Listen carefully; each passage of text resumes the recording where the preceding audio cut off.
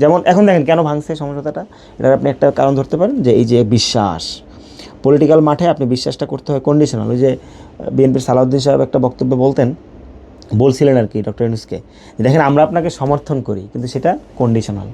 পলিটিক্সে কোনো কিছু আনকন্ডিশনাল সমর্থন হয় না। এখানে ইসলামী আন্দোলন বাংলাদেশ জামাতকে একটা আনকন্ডিশনাল ব্লাঙ্ক চেক তুলে দিয়েছিল। পিসা হুজুর চরমনাই ওনার ব্যাপারে অনেক ধরনের কথা আপনি বলতে পারবেন, হইতে পারে বা আপনি হয়তো জানেন না, কিন্তু ওনাদের পক্ষে কখনো কোনো কিছুতে ওয়াদা ভঙ্গ করা এটা একদম ইম্পসিবল, ওনারা এটা করেনি না কখনো। এখন পলিটিক্যালি মিথ্যা কতটুকু জায়েজ না জায়েজ সেটা মুফতিরা ফতোয়া দিতে পারবে, কিন্তু ওনার চোখে এমন এমন কিছু বিষয় আছে যেটা আসলে মানে নিতেই পারেন না, যে আসলে এই মিথ্যাগুলো কেন বলা হচ্ছে বা এটার কারণটা কি, এটার উপকারটা কী। বিসমিল্লাহির রহমানির রহিম। আজকে আমরা ইসলামী আন্দোলন বাংলাদেশ এবং জামাতের নির্বাচনী সমঝোতা, যেটা অন কাইন্ড অফ ভেঙে যাওয়া সমঝোতা আর কি, এটার দায় ও দরদের পঞ্চম পর্ব নিয়ে আজকে কথা বলবো। বিগত 4টা পর্বে আপনাদের মন্তব্যগুলো দেখছি এবং প্রত্যেকটা মন্তব্য যতটুকু চেষ্টা করছি যে অ্যানালাইসিস করার জন্য, এবং ইনশাল্লাহ সবগুলো ভিডিওর মতামত নিয়েও লাস্টে একটা ভিডিও দেওয়ার চেষ্টা করব আল্লাহ তাআলা যদি কবুল করেন।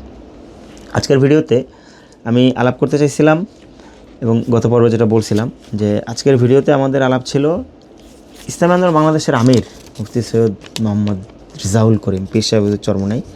উনি এই সমঝোতা পয়েন্টে খুবই একদম হৃদয় ভাঙা কষ্ট পাইছে। আমি একটা ঘটনা উল্লেখ করে ভিডিওটা শুরু করি। যেদিন হুজুর ঢাকা থেকে বের হয়ে যাচ্ছেন, মানে 11 দলীয় সমঝোতার ইঞ্জিনিয়ারিং ইনস্টিটিউটে যেদিন ঘোষণা হচ্ছে, ওখানে পীর সাহেব চরমনাইয়ের নামে চেয়ার ছিল, নায়েব আমির সাহেবের নামে মুফতি সৈয়দ ফয়জুল করিম সাহেবের নামে চেয়ার ছিল, এবং ইসলামী আন্দোলন সম্ভবত আর একজন অধ্যাপক আশরাফ আলী আকন সাহেবের নামে এই 3 জনের নামে চেয়ার ছিল। তো এই 3 চেয়ার তো ওনারা বসার কথা ছিল এখানে। সমঝোতার এত দীর্ঘ পথ পরিক্রমা, প্রায় 1 বছরের পথ চলা এবং সমঝোতা নিয়ে প্রায় 6 মাসের আলাপ, এর মধ্য দিয়ে ওনারা যেদিন লাস্ট টাইম, ওই সময় একদম হৃদয় ভাঙা পরিবেশ নিয়ে ঢাকা ছেড়ে চলে গেলেন দুজনেই, পীর সাহেব হুজুর এবং মানে নায়েব আমির সাহেব বা আমির এবং নায়েব আমির দুজনেই ঢাকা থেকে চলে গেলেন। তো হুজুর যাওয়ার সময় আমি হুজুরের সাথে কথা বলছিলাম। তো আমি হুজুরের ওই সময় চেহারা দেখে ব্যক্তিগতভাবে আমার আসলেই কান্না চলে আসছিল, কারণ হুজুর এত মানে খুবই শিশুসুলভ একটা চেহারা হুজুরের ছিল ওই সময়, এবং আমরা বলি না যে মায়া লাগে, ওই ধরনের একটা মায়া লাগা চেহারা ছিল। মুফতি সৈয়দ ফয়জুল করিম সাহেবের ব্যাপারে ওটা না, হুজুর উনি অনেক স্ট্রং এবং কষ্ট পাচ্ছিলেন, যেটা ভেঙে গেছে এটার জন্য কষ্ট পাচ্ছিলেন, যেটা আরও ভালো হইতে পারতো, আরও সুন্দর হইতে পারতো।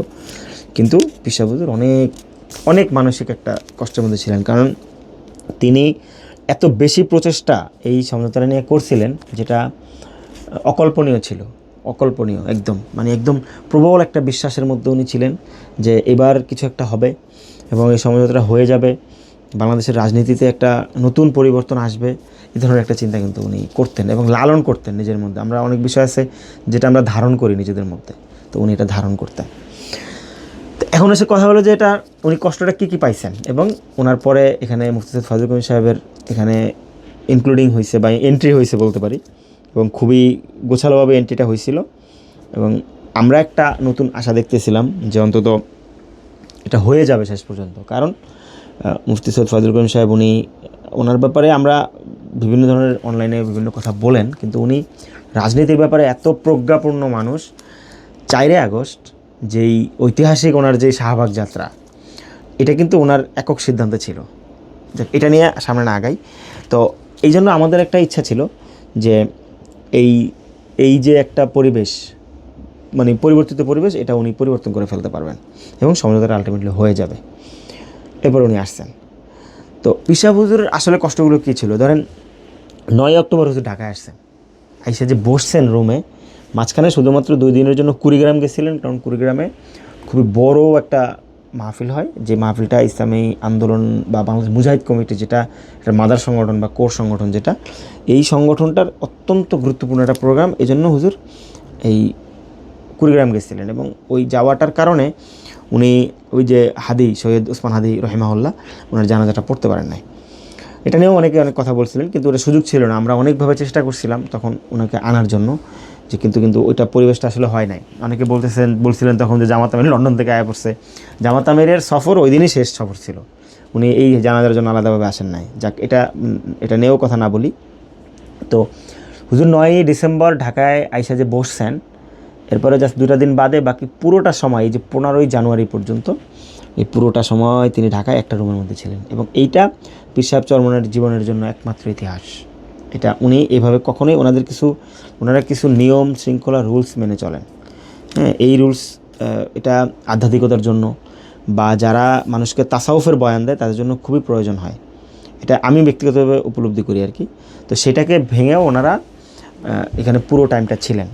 তো এই যে ঢাকায় এসে যে বসে থাকলেন, কিন্তু মিটিংগুলো যে বারবার হচ্ছিল না, এটা উনি নিতে পারতেছিলেন না। এবং সর্বপ্রথম এটা আমাদের যে ইসলামাবাদ বাংলাদেশের যে মুখপাত্র গাজী আতাউর রহমান সাহেব, তিনিও সংবাদ সম্মেলনে বলছিলেন যে জামাত আমিরের সাথে প্রথম যেই মিটিংটা, এই মিটিংয়েই জামাত আমিরের পুরো চেহারা বা উনি যেই বিগত সময়ে যে চেহারা নিয়ে থাকতেন বা যেভাবে হইতেন, ওইটা উনি পরিবর্তন করে ফেলছেন একদম প্রথম মিটিংয়েই। পরিবর্তন বলতে যে আপনাদের তো ভোট টোট নাই, শুনলাম আপনাদের 1% হয় না, তো আপনাদের আসলে কীভাবে এই যে একটা ব্যাপার, এটা ওয়ান কাইন্ড অফ ইনসাল্ট, অপমান। এখান থেকেই কিন্তু হুজুরের ভিতরে কষ্টটা শুরু হয়েছে। তারপরও এটা যেহেতু খুবই একদম জাতীয় একটা বিষয় এবং বাংলাদেশের পরিবর্তন তৈরির মতো একটা বিষয়, তো এটার জন্য কিন্তু পীর সাহেব হুজুর চরমনাই বা ইসলামাবাদ বাংলাদেশের যে আমির, তিনি দীর্ঘ সময় এটা অপেক্ষা করছেন এবং বারবার মিটিং হয় না, মিটিংয়ের ওয়াদা দেয়। এবং একটা মিটিংয়ের ব্যাপারে ওনার সাথে 3 থেকে 4 বার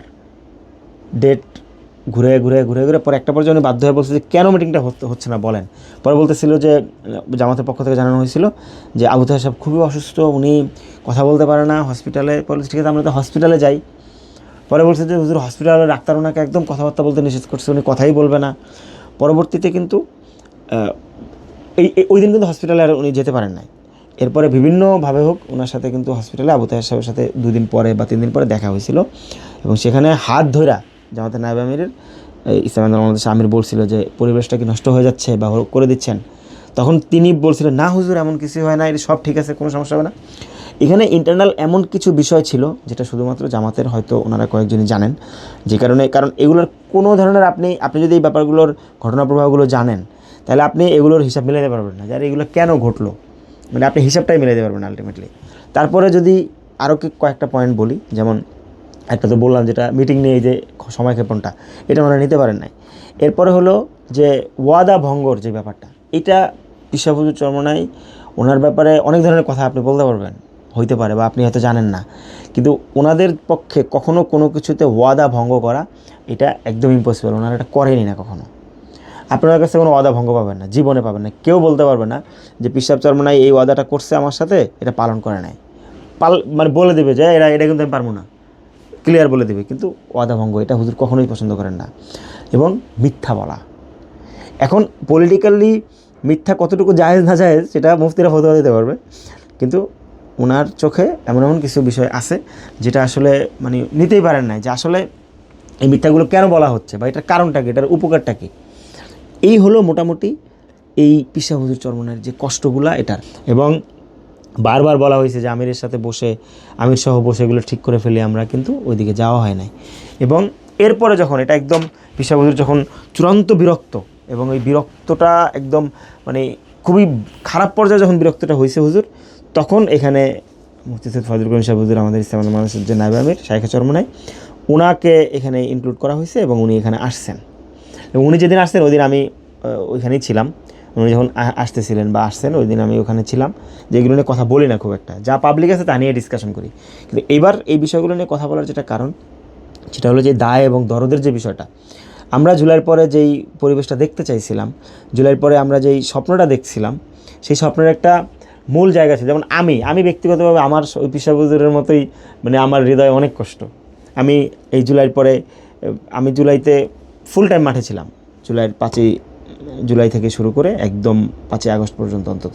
এবং অনেক ঘটনা প্রবাহ ঘটছে, এগুলো আমি লিখাও রাখছিলাম, আছেও, কিন্তু নিয়মতান্ত্রিকতার মধ্যেই ছিলাম।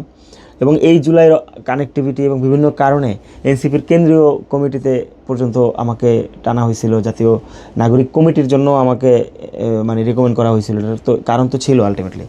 তো এখন হিসাব করলে যে জুলাইয়ের পরে একটা নতুন বাংলাদেশ হবে, আমি আমার পিছনের পলিটিক্যাল ফুল লিগেসিকে আমি একদিকে রেখে আমি গিয়ে তাদের সাথে কানেক্ট হয়েছিলাম। কিন্তু দেখেন তাদের আসলে কার্যক্রমটা কী হয়েছে। আমি আগে এই সংগঠনে ছিলাম, এখন এই সংগঠনের বদনাম বলবো, এটা বলতে পারবো না, এই জন্য আমি বলবো না।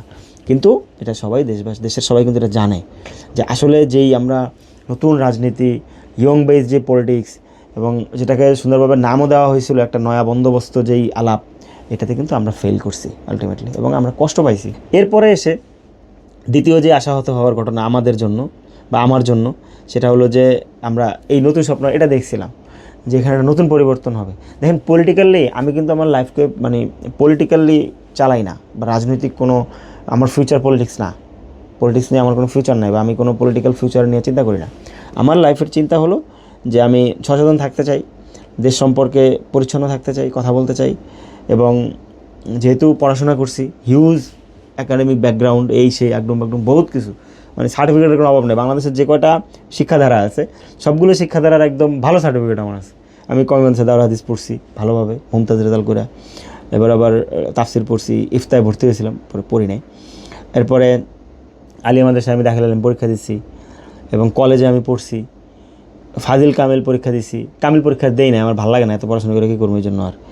এবং বাংলাদেশের প্রমিনেন্ট একটা পাবলিক বিশ্ববিদ্যালয় থেকে আমি অনার্স মাস্টার্স করছি, চট্টগ্রাম বিশ্ববিদ্যালয় থেকে, একদম পাবলিক বিশ্ববিদ্যালয় প্রমিনেন্ট। এর চেয়ে বড় এডুকেশনাল লিগেসি বাংলাদেশে নাই। এখন এই যে পড়াশোনাগুলো করছি, কথা বলতে মনে চায়, পড়তে মনে চায়, এই যে এই বিষয়গুলো নিয়ে কথা বলার জন্য হিউজ পরিমাণে ঘাটাঘাটি করছি, এগুলি টেখা এরপর আজকে কথা বলতেছি, এবং মনের মধ্যে আসলেই কষ্ট, আপনি বিশ্বাস করতে পারবেন না। আমরা সমালোচনা করছি বা জামাতকে নিয়ে আমরা কথা বলছি, কিন্তু এটা ছিল যে এই ন্যায্যতাটা হোক, এখানে আলাপটা পলিটিক্যাল লিগেসিতে থাকুক।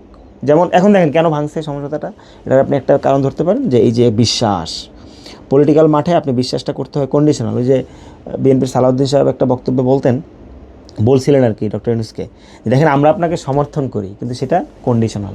পলিটিক্সে কোনো কিছু আনকন্ডিশনাল সমর্থন হয় না। এখানে ইসলামী আন্দোলন বাংলাদেশ জামাতকে একটা আনকন্ডিশনাল ব্ল্যাঙ্ক চেক তুলে দিয়েছিল। তারা সেই ব্ল্যাঙ্ক চেকে ওই কখনো 45 আসন, কখনো 38 আসন, কখনো মিটিং নিয়ে কালক্ষেপণ, কখনো মিথ্যা কথা বলা, এগুলি সব লেখে ব্ল্যাঙ্ক চেক ব্যবহার করার কারণে দেখা গেছে যে পিসাব চরমনে বা ওনারা কষ্ট পাইছেন, এবং এই কষ্টটা আর ক্লিয়ার করা যায় না। এবং মুফতি ফজলুল করিম সাহেবের এন্ট্রি হওয়ার পরে বা উনি এটার সাথে কানেক্ট হওয়ার পরে উনিও কিন্তু চেষ্টা করছিলেন প্রবলভাবে যেটা হোক। উনি বারবার আবু তাহের সাহেবকে বলতেছিলেন, জামাতে যে নায়েবে আমির, যে আমরা এটা না ভাঙি, একটা গোছালো ডিসকাশনের মধ্যে আসেন। ওনার সাথে ঠিক সেম ঘটনাগুলোই হয়েছে। দেখা গেছে যে একদিন মিটিং হয়েছে, সেই মিটিংয়ে একটা আলাপ গিয়ে দাঁড়াইছে, পরের দিন আবার ওই শুরু থেকে শুরু হয় যে ইয়াজুজ মতো। ইয়াজুজ নাকি সকাল থেকে সন্ধ্যা পর্যন্ত চারটে ওই বরফের দেয়াল বা ওই দেয়াল খেয়ে ফেলে, যে কালকে বাকি ডুবাইসা করবো। তো পরের দিন আসলে দেখা যায় যে আবার দেয়াল যেমন আছে আবার শুরু করে। একদম ঠিক সেম ঘটনাটা এই মিটিংগুলোতে বা সমঝোতার আলাপগুলোতে হয়েছে, যে কারণে অবিশ্বস্ততাটা, কষ্টটা বাড়ছে, সমঝোতাটা আসলে আমাদের জন্য আর হয় নাই। আমরা এই ব্যাপারগুলো, আমি এই ভিডিওটা আমার বক্তব্যের লাস্ট ভিডিও, কারণ এটা নিয়ে বিগত 4টা ভিডিওতে 4টা পয়েন্ট নিয়ে কথা বলছি, আজকে 5ম পয়েন্ট নিয়ে বললাম। এটা আমার এই পয়েন্টের লাস্ট ভিডিও। বাকি এই যে ইসলামী আন্দোলন বাংলাদেশ এবং জামাতের ভাঙ্গা নির্বাচনী সমঝোতা দায় দরদের যে পয়েন্টটা, এই পয়েন্টটা নিয়ে কিছু সাক্ষাৎকারমূলক কথা আসবে। সেটা আমাদের কার সাক্ষাৎকার কীভাবে আসবে এটা আপনারা প্রত্যেকটা পর্বে জানবেন, ইনশাল্লাহ ঘোষণা দিয়েই আনবো। সবাই ভালো থাকবেন, এবং যারা এই সমঝোতার সাথে খুব কোরলি কানেক্ট ছিল তাদের বক্তব্য আনার চেষ্টা করবো, এবং আমার চেষ্টা থাকবে যেখানে অন্তত মুফতি সৈয়দ ফজলুল করিম সাহেবের একটা সাক্ষাৎকার আনা, এবং পিসা হুজুর চরমনাই ইসলাম আমির ওনার ক্ষেত্রেও চেষ্টা থাকবে। ইভেন আমি জামাতের কারো ক্ষেত্রেও চেষ্টা করব, যদিও পারবো কিনা জানি না। আর ইসলামী আন্দোলন বাংলাদেশের সাথে অন্তত যারা লিয়াজু কেন্দ্রিক কানেক্টেড ছিল তাদের কথাবার্তাগুলো কানেক্ট করার চেষ্টা করব। জানি না যে কারটা পারবো। আমার বক্তব্যের বা আমার কথা বলার ভিডিও আজকেই শেষ। আমি যদি কোনো ভুল এই পুরো আলাপের মধ্যে করে থাকি, সবাই ক্ষমা সুন্দর দৃষ্টিতে দেখবেন। আমি মৌলিকভাবে মনে করি যে আমার আসলে কারোর প্রতি অসীম কোনো ঘৃণা নাই, অসীম কোনো ক্ষোভ নাই। সেটা শুধুমাত্র সেটা জামাতের ক্ষেত্রেও এই কথা না, সবার ক্ষেত্রে সেম কথা, কারোর প্রতি আমার অসীম কোনো ঘৃণা নাই। কিন্তু পলিটিক্যাল ডিসকাশনটা পলিটিক্যাল অ্যাপ্রোচে হওয়া উচিত, এটা আমি বিশ্বাস করি, মনে করি। ওই জায়গার থেকে আমি পলিটিক্যাল আলাপ করতে চাই, কথা বলতে চাই, কথা বলার স্বাধীনতা চাই। আমি জানি না যে এই নতুন যেই আগামীর যে বাংলাদেশ আসতেছে বা নির্বাচন পরবর্তীতে যে বাংলাদেশ আসবে, সেখানে কি আসলে আমাদের এই কথা বলার স্বাধীনতাটা এভাবে থাকবে কি না, নাকি আওয়ামী আমলের মতো আমাদেরকে সেন্সর্ড কথাবার্তা বলতে হবে, সেটা আমি জানি না। বাকি দোয়া করি যে আল্লাহ তাআলা এই বাংলাদেশকে অন্তত আমরা ব্যর্থ প্রজন্ম, আমরা হতাশ প্রজন্ম, এটা আমি ব্যক্তিগতভাবে মনে করি। কারণ আমরা অনেক কিছু পাইতে গিয়েও আসলে পাই নাই বাংলাদেশের ক্ষেত্রে, যেটা আমাদের পাওয়ার কথা ছিল আলটিমেটলি। এটা ওই মানে লাভ লসের বিষয় না। আমি একটা কথা বলে দিই, আমি ব্যক্তিগতভাবে খুবই মানে আমার যেই লাইফ, এই লাইফ আমি খুবই ভালো চালাই এবং আলহামদুলিল্লাহ আল্লাহর রহমতে আমার প্রফেশনাল লাইফও খুব ভালো চলে। আমার যেই ব্যক্তিগত যেই মেধা দক্ষতা যা আছে এটা দিয়ে আমি কাজ করি। এই যে ধরেন আপনাদের সাথে কথা বলতেছি, ভিডিও করতেছি, এটা কিন্তু পুরোটা আমার ব্যক্তিগত একটা মানে শখ আহ্লাদ এই জায়গা থেকে করা। এটা কোনো ধরনের কোনো সাংগঠনিক কোনো পুশিং থেকে না, বা কেউ আমাকে বলেও না এটা করতে। বলতে গেলে আমি নিজের থেকে এটা করতেছি, আমার মনে হয়েছে যে আমার কথা বলতে ভালো লাগতেছে, কথা বলা দরকার এটা নিয়ে, এই জন্যই বললাম। সবাই ভালো থাকবেন এবং কারো যদি আমার প্রতি কোনো রাগ ক্ষোভ থাকে এটা রাখবেন না। ইনশাল্লাহ নেক্সট আবার কোনো পয়েন্টে চেষ্টা করব নিয়মিত কথা বলতে, যদি বলতে পারি আলহামদুলিল্লাহ, না বলতে পারলেও আলহামদুলিল্লাহ। সবাই ভালো থাকবেন এবং এদেশের রাজনীতিটা জনগণের জন্য হোক, দেশের জন্য হোক, এই দোয়া সবাই করবেন। আসসালামু আলাইকুম রহমতুল্লাহ।